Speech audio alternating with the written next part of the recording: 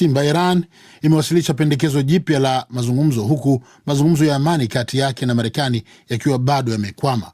Wakati hayo yakiarifiwa, katibu mkuu wa Umoja wa Mataifa ametahadharisha kuhusu athari kali zinazoweza kusababishwa na kufungwa kwa muda mrefu wa mlango wa bahari wa Hormuz.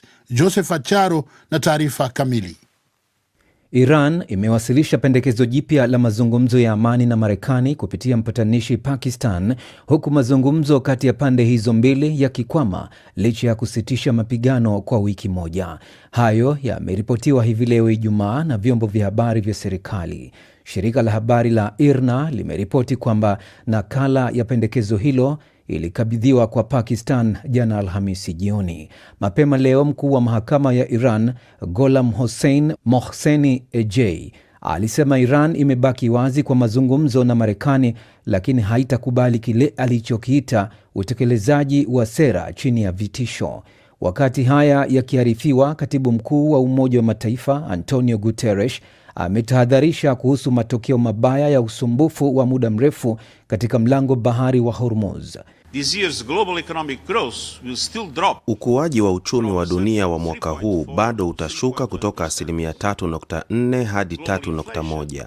Mfumuko wa bei duniani ambao ulikuwa ukipungua utapanda kutoka 3.8 hadi 4.4, na ukuaji wa biashara ya bidhaa duniani utanywea kutoka 4.7 mwaka jana hadi takriban 2%, huku kukiwa na kutatizika na kukatika kwa kiwango kikubwa kwa mnyororo wa usambazaji. Wakati huo huo, shirika la Umoja wa Mataifa linalowahudumia wakimbizi UNHCR limesema hivi leo kwamba mgogoro wa Mashariki ya Kati umeongeza viwango vyake vya gharama za kulipia shehena za mizigo na kuathiri utoaji wa misaada kwa wakimbizi katika eneo hilo pana na katika bara la Afrika. Msemaji wa UNHCR Carlotta Wolf aliwaambia waandishi habari huko mjini Geneva kwamba watu walio na uhitaji mkubwa wanapokea vitu vilivyo tayari baadaye kwa kuchelewa kuliko inavyohitajika.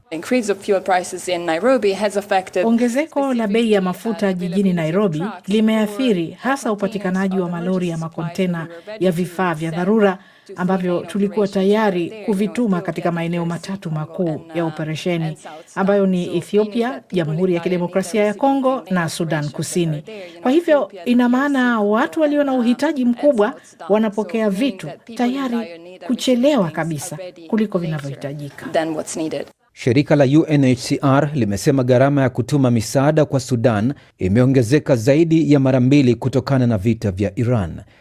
Rais wa Tanzania Samia Suluhu Hassan amesema serikali yake imeshindwa kuongeza mishahara kwa watumishi kutokana na sababu mbalimbali, ikiwemo kuyumba kwa siasa za kimataifa pamoja na fedha nyingi kutumika kugharamia miundombinu iliyoharibiwa wakati wa vurugu za uchaguzi mkuu wa Oktoba 29. Samia ametoa kauli hiyo alipozungumza kwenye kilele cha maadhimisho ya siku ya wafanyakazi duniani yaliyofanyika kitaifa mkoani Njombe. Maadhimisho hayo yamehudhuriwa na watu wa kada mbalimbali. George Jogopa na taarifa ya kina.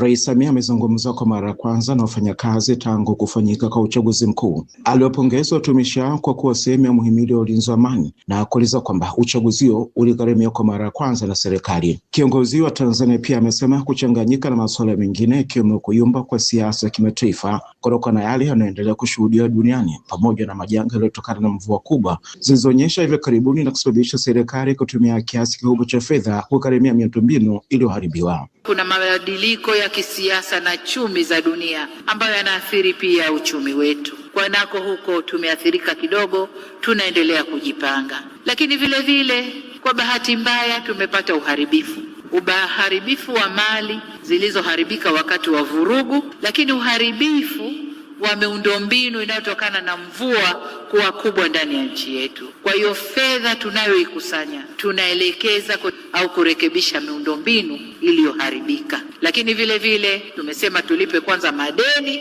ya wafanyakazi. Hata hivyo, aliwapa matumaini wafanyakazi hao kwa kuwataka kuzidisha bidii katika kazi, akitarajia kutangaza neema miaka usoni iwapo hali ya uchumi itaimarika. Ikiwa tutachapa kazi na uchumi utakuwa kwa kiwango kinachoridhisha, tutakuja kuangaliana mwakani. Mara ya mwisho serikali kutangaza nyongeza mishahara ilikuwa wakati wa maadhimisho mwaka uliopita, ambako ongezeko la 35% lilitangazwa na kuanza kutumika tangu Januari mwaka huu. Ama serikali imetangaza mkakati wa kuongeza kiwango cha ajira kwa vijana wanaokwenda kufanya kazi nje ya nchi, na mpaka sasa vijana waliopata ajira hizo wanafikia 7,000. Kwa upande wake, shirikisho la wafanyakazi nchini TUKTA limepokea vyema mipango hiyo serikali na limesisitiza kwamba daima litaendelea kuwa na majadiliano ya karibu ili kuzidi kutazama namna bora ya kuboresha maslahi ya watumishi wa umma. Rais wa shirikisho hilo, Tumaini Nyamhoko, anaamini majadiliano mara kwa mara ya pande tatu, yani serikali, waajiri pamoja na waajiriwa, ndio mwarobaini wanaweza kuondoa mkaruzano na watumishi wenyewe. Hakuna aliyekosa mshahara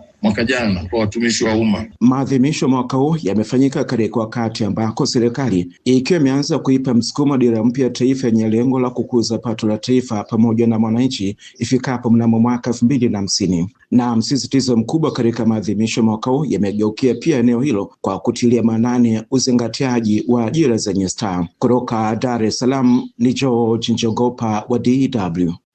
Na wafanyakazi na wakulima wameshusha pumzi kidogo baada ya kima cha chini cha mshahara wa chini kuongezeka kwa 12% kwa wafanyakazi na 15% kwenye sekta ya kilimo.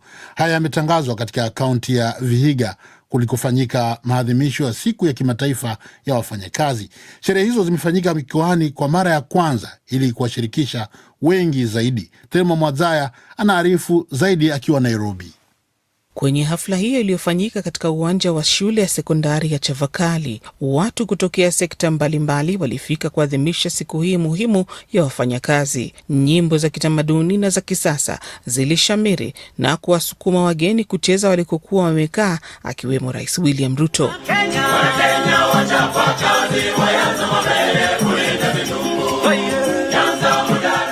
Kwenye hotuba yake, Rais William Ruto alitangaza nyongeza ya 12% ya kima cha chini cha mshahara wa wafanyakazi na 15% mahsusi kwa wahudumu wa sekta ya kilimo. Kauli mbiu ya siku hii ya wafanyakazi ni tunaunga mkono kiungo cha kaskazini kuimarisha biashara kupitia ukarabati wa barabara kuu ya Rironi Malaba. Rais William Ruto alibainisha kuwa serikali yake inasimamisha miradi muhimu ya ujenzi wa hizo barabara kuu, kwani inatilia mkazo maendeleo ya kiuchumi kupitia kuimarisha miundombinu. Alitumia fursa hiyo pia kuwakosoa wapinzani wake. Wakati barabara na reli zilikuwa zinajengwa siende mahali kwengine, hawakuzungumza. Leo wanatuambia hizi barabara hazina maana, reli hazina maana. Sijui wanataka kitu gani ni ya maana kwao.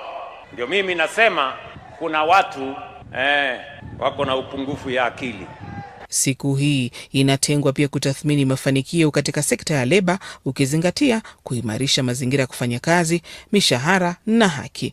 Waziri wa leba Dr. Mutua alimhimiza Rais William Ruto kutotikisika anapowahudumia Wakenya kwa jumla. Wachana na wivu, wachana na porojo, wachana na stori nyingi. Ukweli ni kwamba mgala muwe, lakini haki yake mpe. There's been a lot of progress. Waziri huyo wa leba alibainisha kuwa zaidi ya nafasi milioni 6.2 za ajira zimeundwa tangu mwaka 2022 Rais William Ruto aliposhika hatamu. Nyongeza hiyo ya kima cha chini cha mshahara imetokana na ombi la wafanyakazi kupitia muungano wao wa KOTU. Francis Atwoli ni katibu mkuu wa muungano wa vyama vya wafanyakazi na alikumbushia kuwa serikali bado haijaridhia baadhi ya makubaliano ya kimataifa yanayodhamiria kuyalinda maslahi ya wahudumu wa nyumbani na kupambana na madhila ya unyanyasaji kazini. Wakenya wana mtazamo upi kuhusu siku ya leo? Sasa sisi wa hasla, kitu tungeomba rais apunguze gharama ya maisha.